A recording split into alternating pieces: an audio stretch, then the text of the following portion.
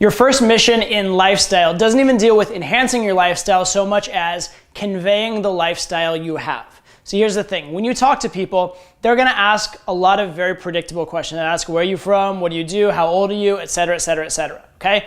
It's gonna be the same stuff over and over and over again. You know these questions are coming, so what I'm gonna ask you to do is prepare for them. I want you to write down at least 2, ideally 3 answers to each of those questions that you like and are proud of, that convey positive qualities about you and sort of like display you as the type of man you want to be, right?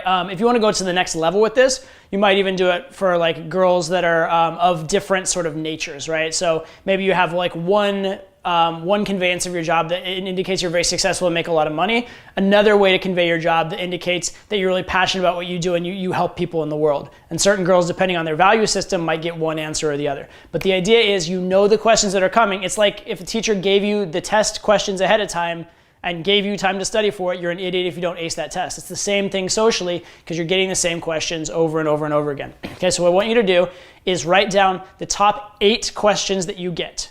The 8 questions you get the absolute most often, and I want you to write down at least 2 answers to each of them. They don't have to write them all out. Just write down the bullet points, like what are like, if someone asks you about your job, I don't need you to write 2 paragraphs. Just write like pays well, get to travel, passionate about what I do, and like help people to improve their lives. That'd be maybe for me, something like that, right?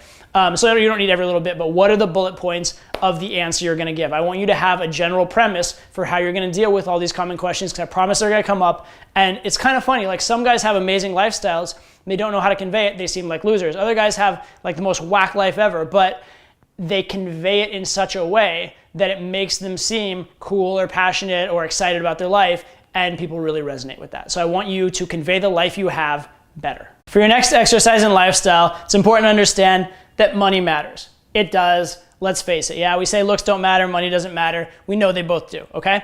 So money matters. So what we're gonna do now is we're gonna get your money handled, all right? At least we're gonna start getting your money handled. So what you're gonna do is you are going to sit down and examine your budget. All right, so quick sort of just synopsis of how we would suggest you do this. Number 1, start off with what is your monthly income, all right? What's all the money coming in? If you have like a job with a fixed salary, it's pretty easy. If you're self-employed, maybe you have to estimate a little bit, but figure out your estimated income coming in.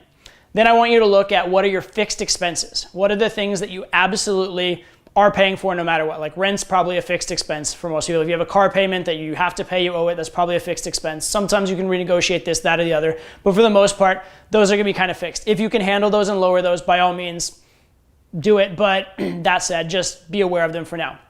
Everything between those is sort of like your flex money, all right? And this is where a lot of people lose or waste a lot of money. So what I suggest you actually do is get a copy of a bank statement, the main account that you use, or if you want to go on like mint.com, if you use a lot of accounts, kind of tabulate it all up.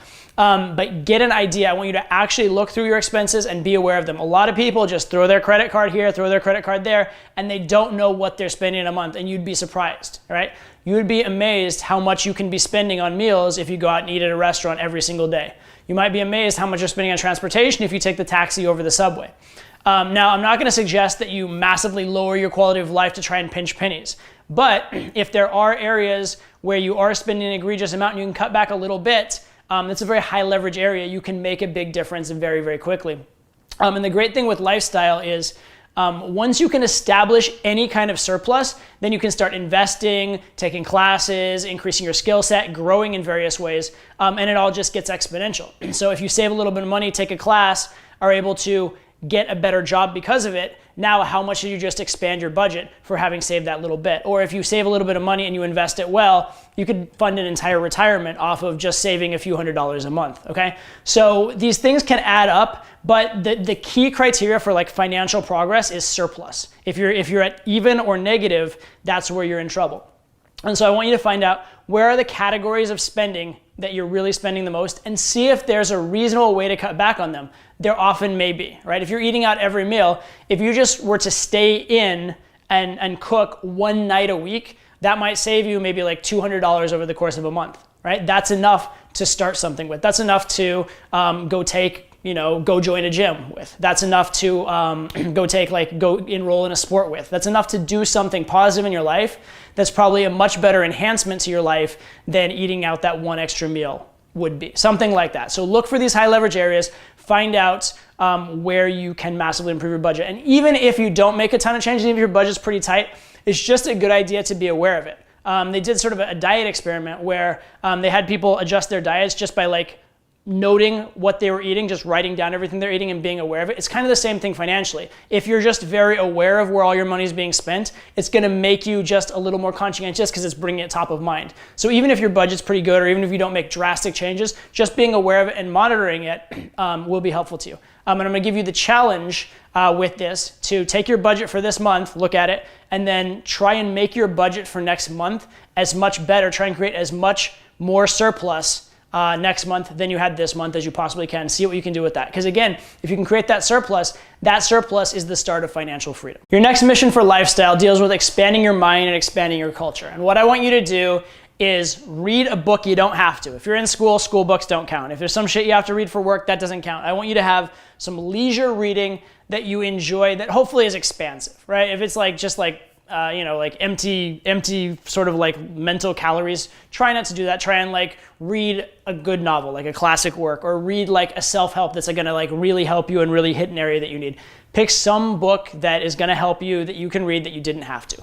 Or if you prefer going out in the real world and getting your hands on things, go have a cultural experience. Go on a tour of your city.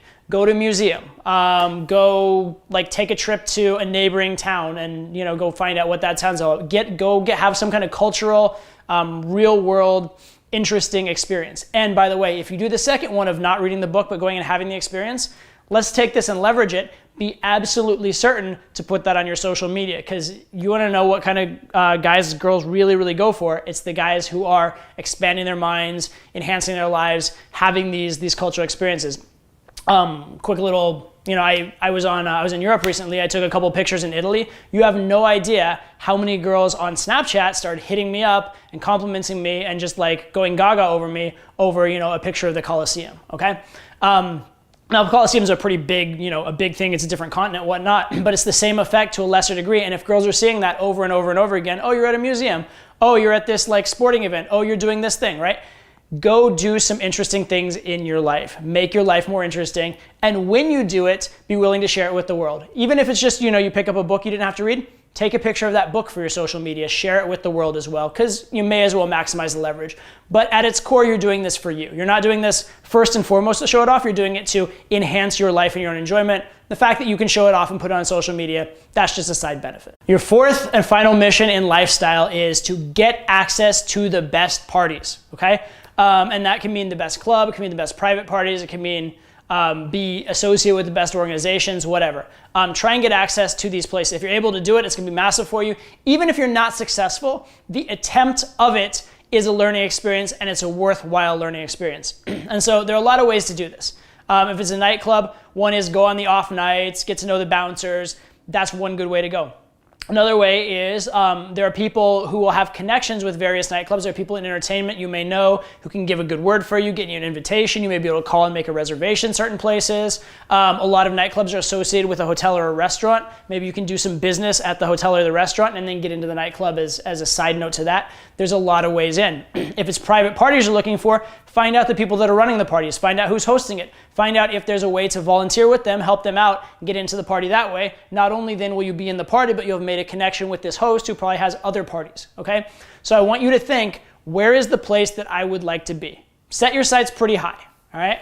Maybe it's not Donald Trump's birthday party. That might be a hard one to get into these days. But there's the club down the street that's really cool that you haven't gotten in, or the restaurant that takes a hard reservation. Try and get in. Try to go to the places that you really want to go, and then get creative. Try and figure out a way in. You'll be surprised if you're really trying. You probably can. Even if you can't, the effort, you're going to learn about life, you're going to learn about social connections, you're going to learn about hierarchies, you're going to learn about gaining access, leverage. There are lessons in all of it. Even if you fail at this mission, if you truly try it right, there's going to be massive gain. And if you succeed, obviously, there's the added benefit of you are in that best club, that best party where you can meet the girls that you're really after.